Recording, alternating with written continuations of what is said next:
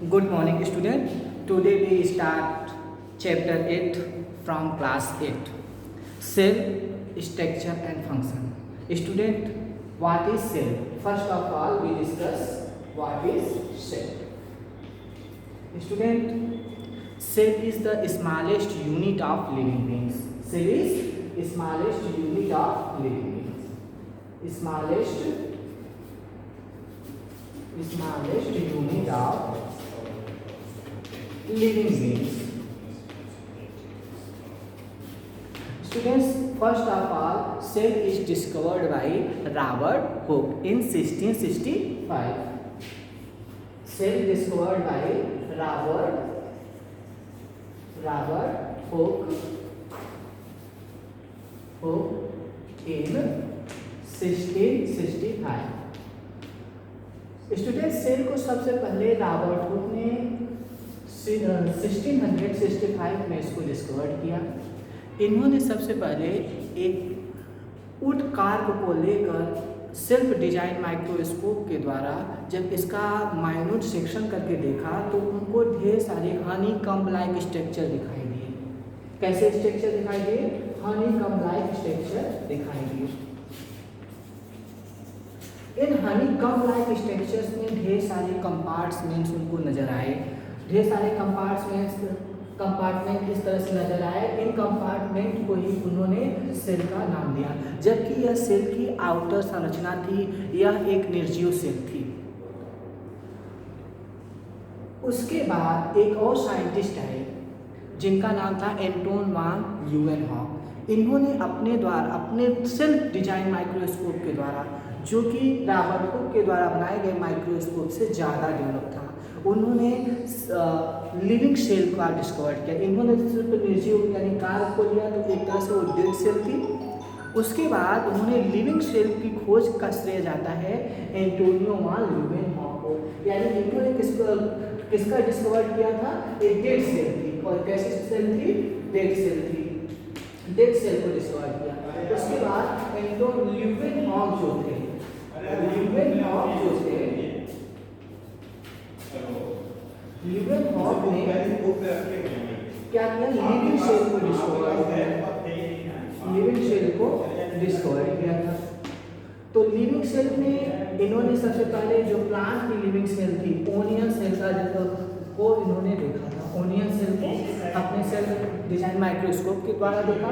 तो फिर उसके बाद उन्होंने बहुत से छोटे छोटे ऑर्गेनिज्म जैसे अमीबा, पैरामीशियम, प्रोटोजोआ, कुछ बैक्टीरिया को उन्होंने देखा और एनिमल्स को भी उन्होंने अपने द्वारा देखा। इसलिए इनको फादर ऑफ माइक्रोबायोलॉजी भी कहा जाता है। उसके अब स्टूडेंट, अब सेल के बारे में हम थोड़ा सा जानते हैं। सबसे छोटी सेल और सबसे बड़ी सेल कौन सी हैं, या उससे पहले और भी जान लें तो सबसे बड़ी सेल की बात कर लेते हैं। सबसे बड़ी सेल किसकी होती है?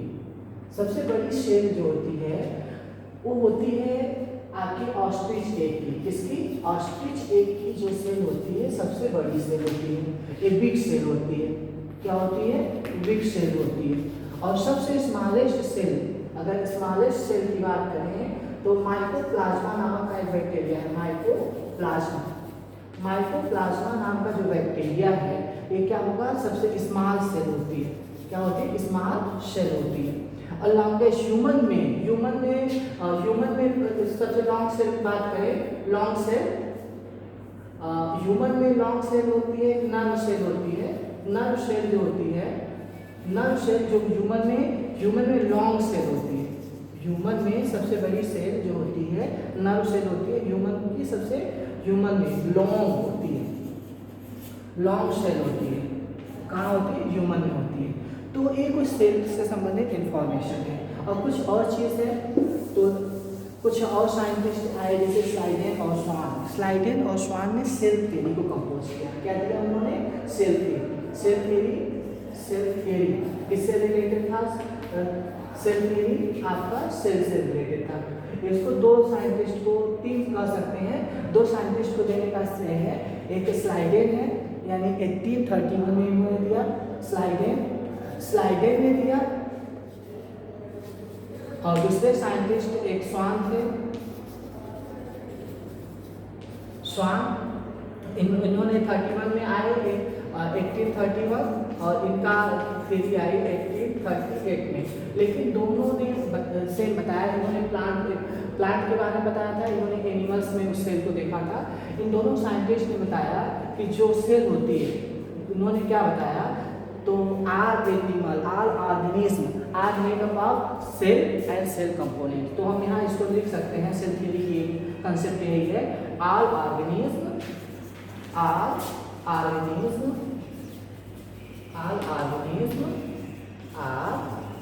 made of cell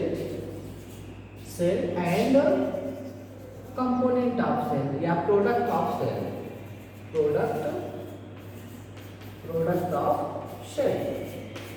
जितने भी ऑर्गेनिज्म हैं वो सेल से बने होते हैं या सेल के प्रोडक्ट से मिलकर बने होते हैं। फिर उसके बाद यही आपकी सेल थ्योरी कंप्लीट नहीं होती।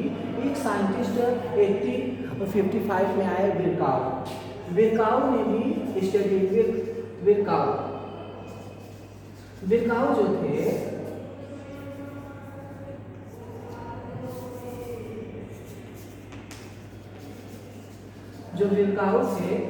ये आए 1855 में। उन्होंने बताया, ये नहीं बता पाए कि जो नई सेल हैं कैसे डेवलप होती हैं। तो जो विरकाउ साहब जो साइंटिस्ट थे, ये आए, उन्होंने बताया कि जो नई सेल होती हैं प्रे एग्जिस्टिंग सेल से होती हैं, पुरानी सेल से ही नई सेल्स की उत्पत्ति होती है। तो इन्होंने कहा ओमनी सेलुलर ए सेलुलर, इसका अर्थ होता है a new cell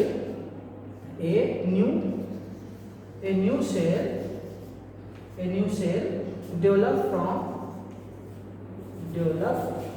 from the existing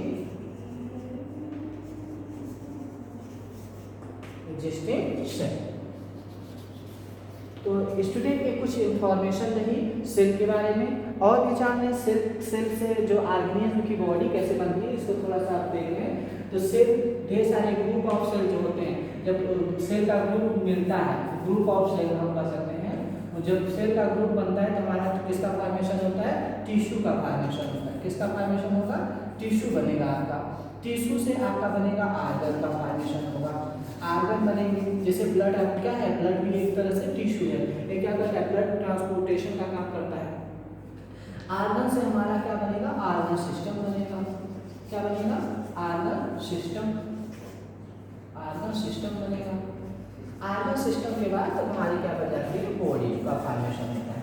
किसका फॉर्मेशन होता है, बॉडी का फॉर्मेशन होता है। तो एक किसी भी लिविंग बीइंग्स की या प्लांट हो चाहे एनिमल हो, उनके बॉडी का फॉर्मेशन इसी प्रोसेस के थ्रू होता है। Okay student, have a nice day. आज के लिए बस इतना ही।